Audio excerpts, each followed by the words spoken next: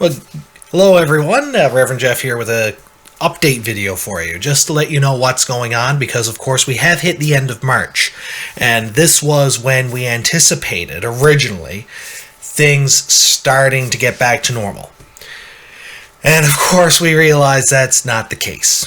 Things are still far from normal, and we are working on adapting to what's happening. So for your benefit, this is based on the information that I currently have, that has been handed down from both the province and from Synod office, and just things that we are doing right now. So, obviously, our buildings are shut down for the foreseeable future. This is across more than just our diocese. This is a practice now that appears to be across Canada when it comes to public worship, especially within the Anglican Communion right now.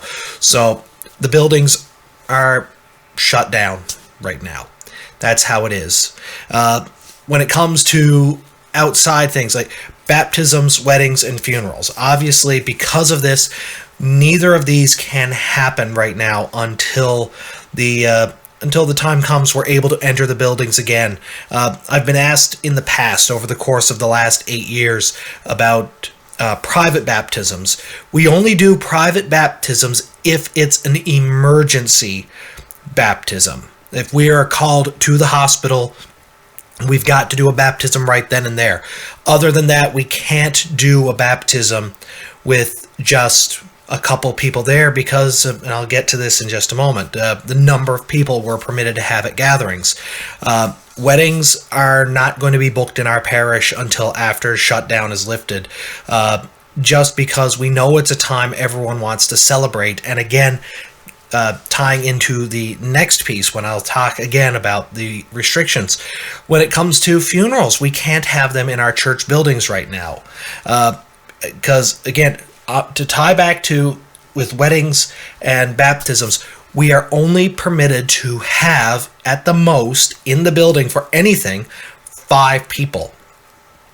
For a baptism, that almost becomes impossible, because everyone wants to be there. You can't just have a baptism with your clergy, the child being baptized, or the adult, and 3 other people. Baptism is meant to be done in the public body. It's meant to be done with the entirety of the church community. With weddings, legally, there only needs to be 5 people total. Your officiant, in the case of us, your clergy, your bride and your groom, and your 2 witnesses.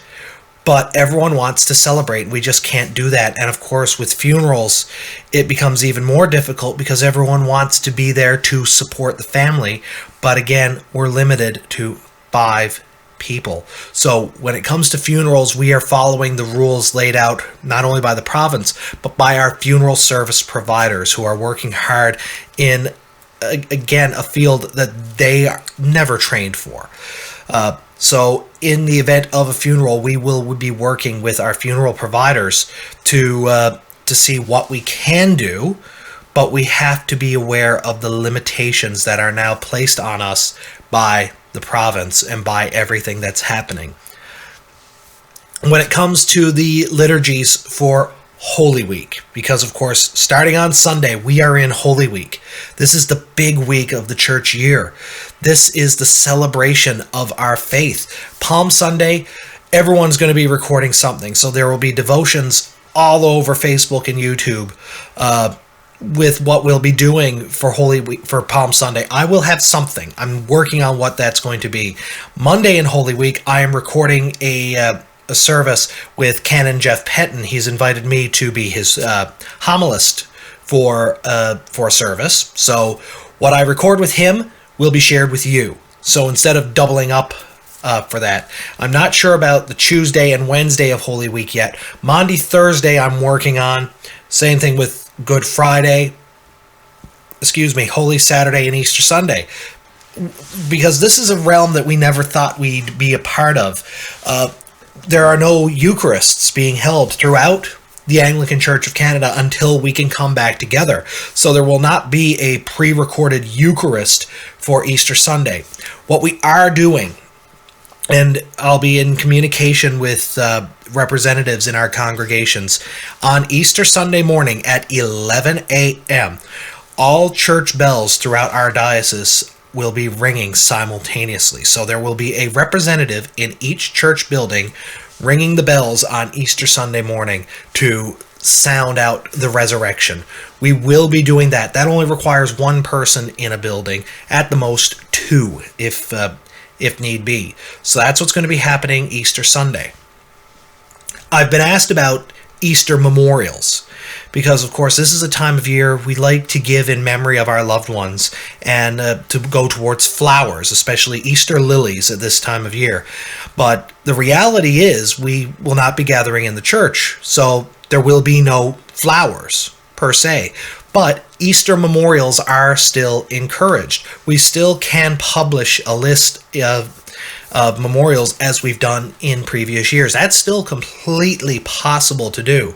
So again, with your offerings, if you have Easter memorials, drop off a list of names as well when we have our scheduled drop-off times. And we can make that available online. We can make it available for pickup in person when we do envelope drop-off.